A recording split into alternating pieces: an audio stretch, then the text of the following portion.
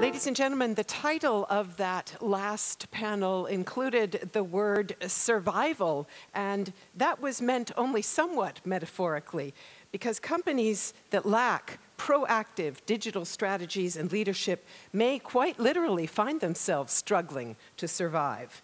Which is why our next speaker's book on the future-proof workplace has been called a survival guide for the new reality of business. We hear an insight presentation now on how to future-proof your workplace and your career from one of the world's preeminent thought leaders on organizational development. She's a founding member of the coaching and leadership development company Marshall Goldsmith Group, and was formerly a senior HR executive at GE, as well as chief talent officer and vice president for people development at Hewlett-Packard, where she raised the share of women in leadership roles by 36%. It is a pleasure to welcome Linda Sharkey.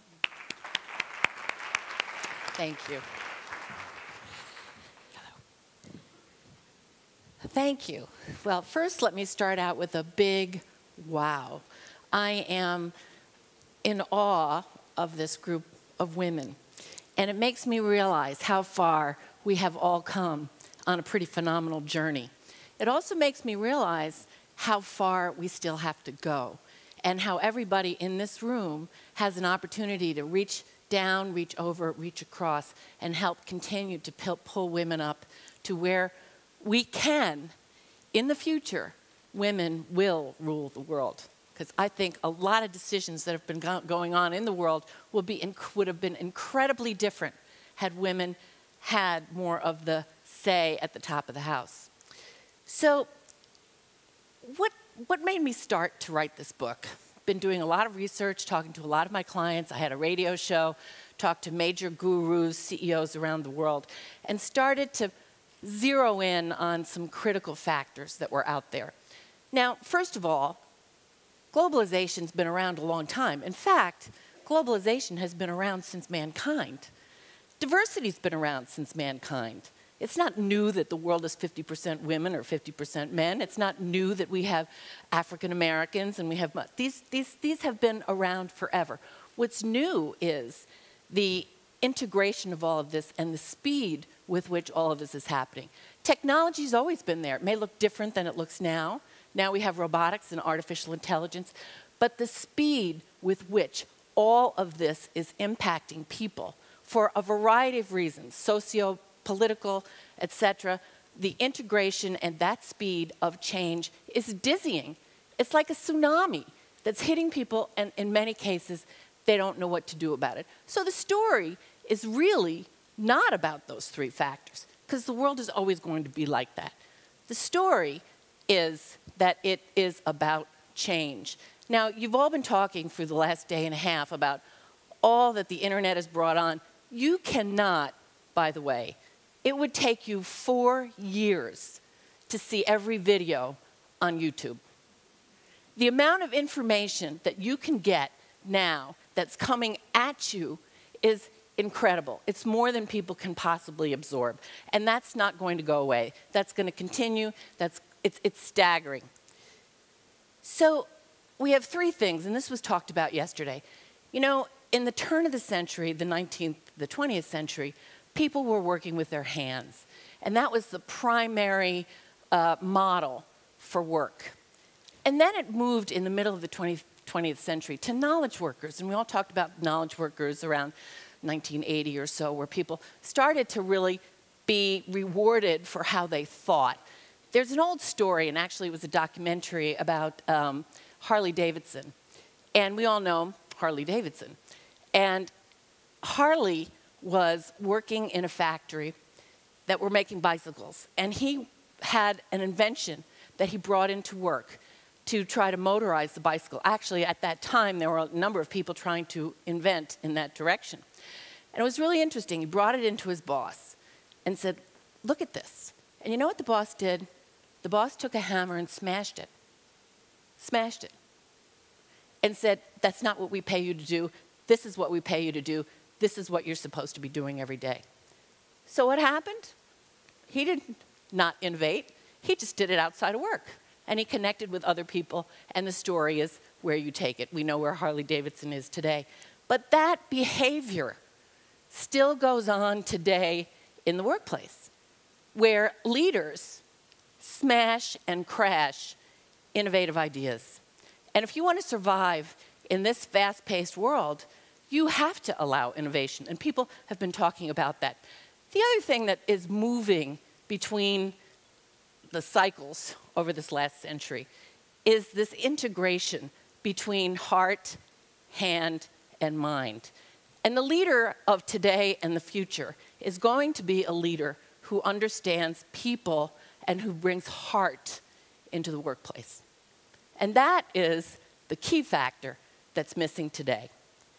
So let's look at this. All of these things going on are causing some to be stuck in the mud. So how do you know if you're stuck in the mud? And there's a lot of signs out there today about being stuck in the mud. And the first sign is wanting to go back to the way things were. Make America great again. I personally didn't know we weren't great, but apparently we needed to make America great again. Go back to our tribes. Let's go back to where everybody's like me and I feel comfortable. And you see behavior like that, not only on the economic and political plane, but you see behavior like that in the workplace. And if you're hearing comments like that, that's indicating that you have people that are struggling with change. Does that make them bad? No. It's a normal reaction to change. You'll also hear things like, we don't do it that way here, or we tried that before. Now you've got 45% of your hiring workforce potential are millennials who don't want to hear, we tried that before, you can't do that. Sit here and do the job that we're telling you. That's taking an axe and smashing their intervention. But when you hear things like that, you know that you are stuck in the mud or your organization is stuck in the mud. So listen for those signals. So as we did this research, we came up with 6 critical factors that every organization has to think about and has to deal with if they're going to survive in the 21st century. Now, when you look at the 20th century, lots of great things happened, but the business model of companies were rooted in manufacturing and rooted in the bureaucratic approach, which at the time was appropriate. But many of our policies, human resource practices, how we train people, how we allow people to bring technology to work, all are rooted in the past. Many of them still should move forward, but many of them have to be changed and have to be re-examined. Now, I put leadership up. You've been talking about leadership for the past 2 days. There are more books written about leadership than practically any other subject. Now we can Google it and we can see exactly how many and what are the latest and what are the latest theories. Leadership is not new. Over the centuries, certain characteristics about leadership have always been universal. The problem is that the 20th century, we had a different kind of view of leadership. It's not that we didn't talk about being people-centric. It's not that we didn't talk about having empathy. It's not that we didn't talk about having heart. It's that we didn't do it. And so when I look at what's the difference between a 20th century leader and a 21st century leader, it's huge. A 20th century leader, and I know because I interviewed many of them for senior jobs at the companies that I worked at. They were more about what's my next promotion? What's my team? How do I get my team motivated and how do I look good? How do I get that next job, etc. They reinforced the hierarchy. It was me and my team. Silos, right? How many of you have silos in your organizations? Probably a lot, right? How many of you have politics in your organization? Probably a lot. How many of you have finger pointing and blame in your organization? Probably a lot. And that comes from a management style that is about me and us and moving our chunk of the business forward. It's not about the collective view. The 21st century leader is a leader who thinks about not himself, but how he or she can move her teams forward, develop her people. I love that question about should we be a chief learning officer. Everybody should be their own learning officer, whether you're a leader or whether you're a day-to-day worker, we all have to lead. They reinforce informal groups. Hierarchy and structure is going to be going away.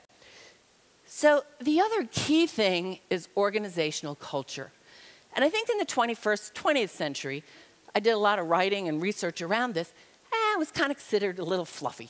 You know, what's organizational culture? Why is this important? It is more important now than ever, than ever. How many people have people they don't trust at work? Probably a lot, right? And I'll just let you reflect on this real quickly. Well, how do you treat people at work that you don't trust? You don't communicate with them, you withhold information, you know, you bypass them. You all have people that you do trust. When you trust them, you treat them entirely different. That's an artifact of culture. We've all seen this picture. This is the guy being dragged off the United Airlines flight very recently. You know, 20 years ago, that issue would not have hit the world as powerfully as it did then. United Airlines lost tons of money. They had credit cards cut up. The CEO lost the chairmanship that he was up for. It had incredible consequences. It had a culture that said, at the end of the day, you follow the rules at all cost, regardless of the signs up there that said, oh, we care about our customer. Really? Not so. Because there are a ton of jokes about this guy and how United Airlines treats you. Now, when you used to go on United Airlines, if you live in the United States and on the West Coast, you fly United. If you live on the East Coast, you fly American. You'd get on the plane and you'd see, oh, you know, I'm Jeff Smizek, and, you know, like, my people are the best, and blah, blah, blah. And then you get on the airplane, and the flight attendants are miserable. They don't know how to use Wi-Fi. They can't help you at all. Sure. Flight attendants are the most important thing. I don't think so. And that was a perfect example of that. By the way, he got fired, and he got replaced by Munoz, I guess. And then we look at Wells Fargo. I'm sure you're all familiar with that, those of you that are in banking. They had a woman that headed that department who put the goal of profit over everything else. And 5,300 people knew that. Were they bad people? No, they weren't bad people. But the culture was one that said, at all cost, you are going to bring in more accounts at all cost. Now, we've seen toxic people in the workplace like this.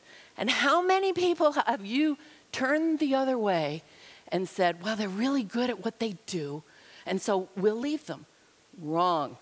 Never tolerate a toxic leader in your workplace. And in fact, Stump said, oh, she was really good at what she did. Unfortunately, she was a woman. She was really good at what she did, and she made her quarter after quarter, and so we looked the other way. Well, he's out of a job, she's out of a job, and they're clawing back bonus money.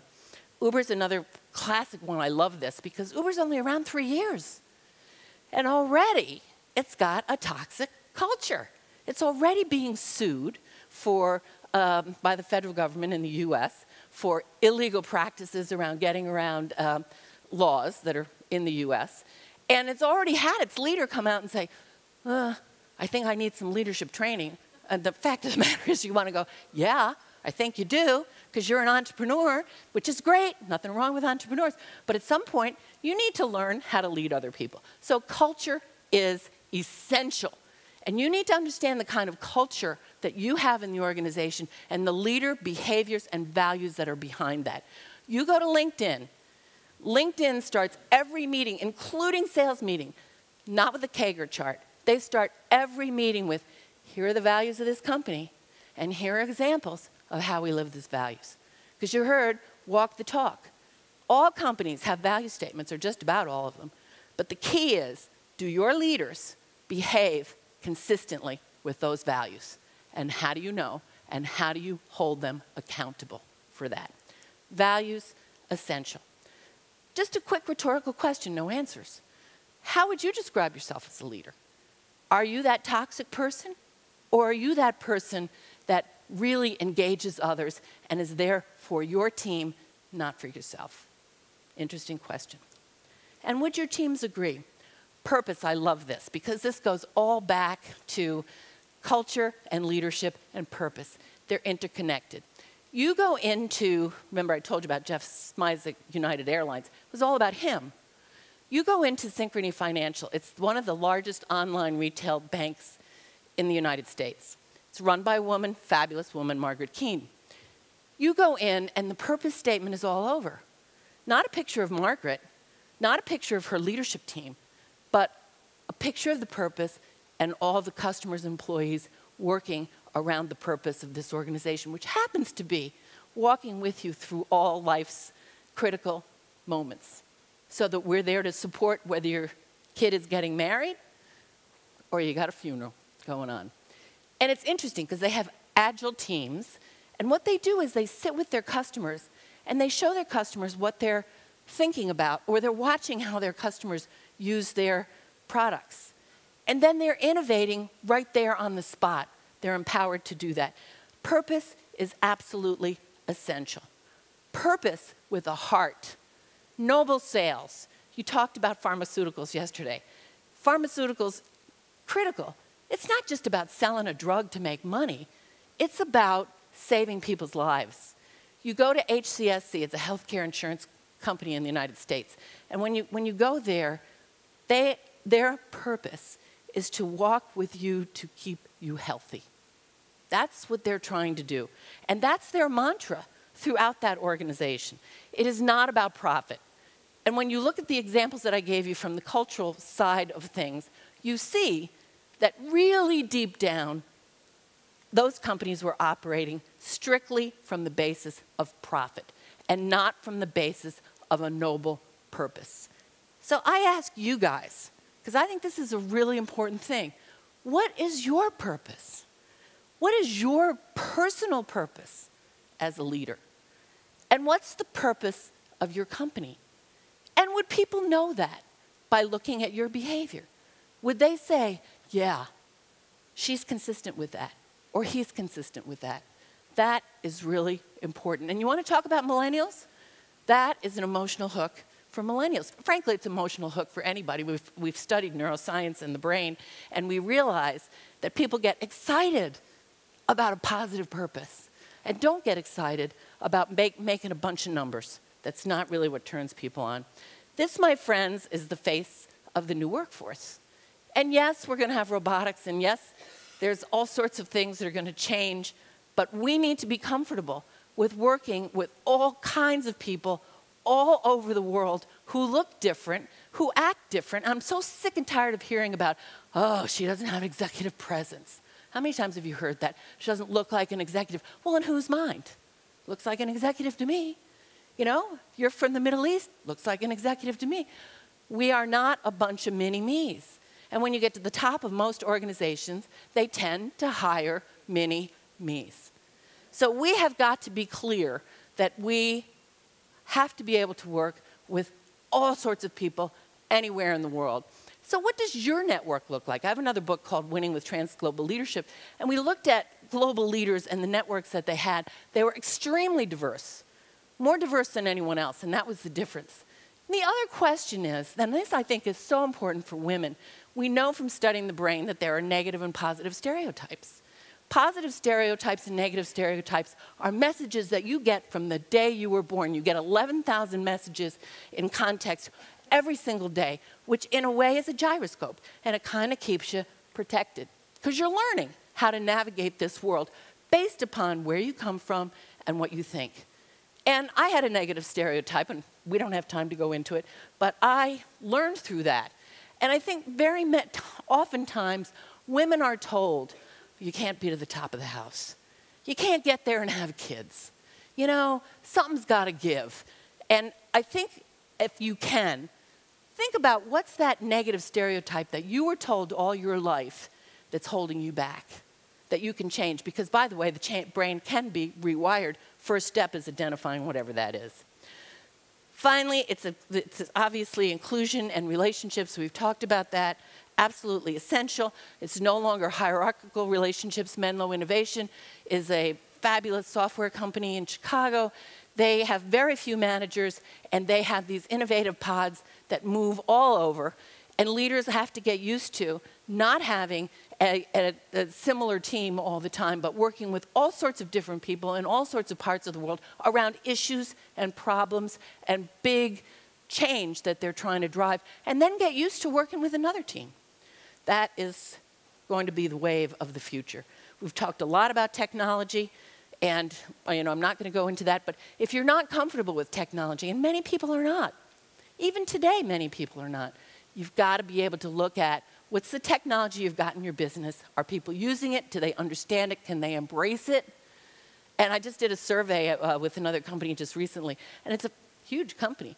And they've got a lot of great technology, but people are not really, it's very mixed on how people are using it and how people are embracing it. So on your tables, I did put out 2 quizzes, and they're quick quizzes, very simple.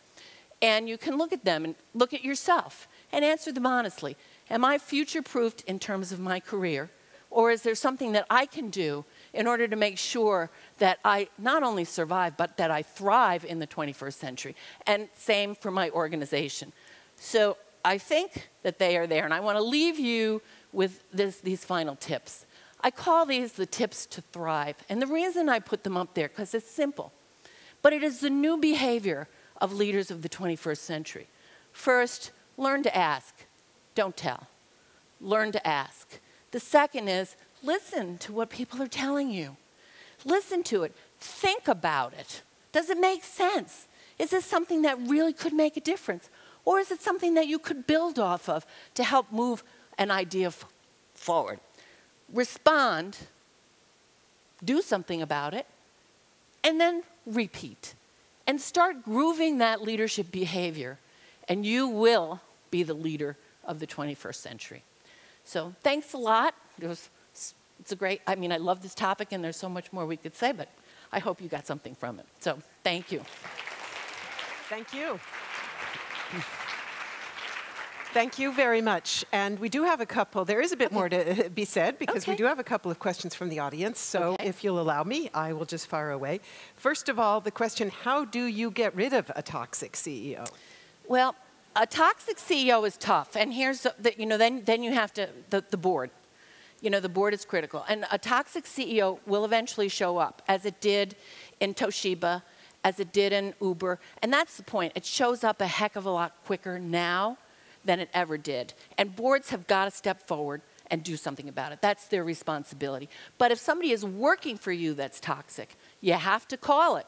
And if they don't change it, you have to get rid of them. You have to have the intestinal fortitude to do that. Okay, this second question follows up on that. I think looking for more specifics about exactly how you manage toxic peers. Do you engage in eliminating them from the company, or do you accept that that's not your job, and which annual goal addresses toxicity? Well, most companies don't have annual goals addressing toxicity. That's an easy word. Most companies have leadership behaviors, really companies that pay attention to culture. They measure their culture, which, by the way, it can be measured, and it correlated to business progress. In fact, it has been. So you measure your culture. You look at your engagement scores. You look at the leadership behaviors. You look at who doesn't want to work for a leader. You look, and you know. If you really know your organization, you know who is treating their people poorly. You know who's leaving dead bodies behind. But many times you have to get the facts. And I think 360 feedback often can be examples of that. I think you have to give people a chance. I coach many people who have been toxic. And will they change? Absolutely, because they probably didn't realize, if they were really interested in being coached, how much negativity they created around them. And if they're willing to change, walk with them. If they're not willing to change, you have the power as a leader. Not their peers, not their subordinates. You have to have the courage to address it, deal with it, and get rid of them. Believe me, you will pay more for keeping somebody who is toxic than by removing them and finding someone who has heart, who has respect, and who cares about people. It's not only a digital revolution, my friends, it's a people revolution. The social contract with people is changing, and we have to make sure it's right. Thank you for those stirring last words. Thank Linda you. Sharkey.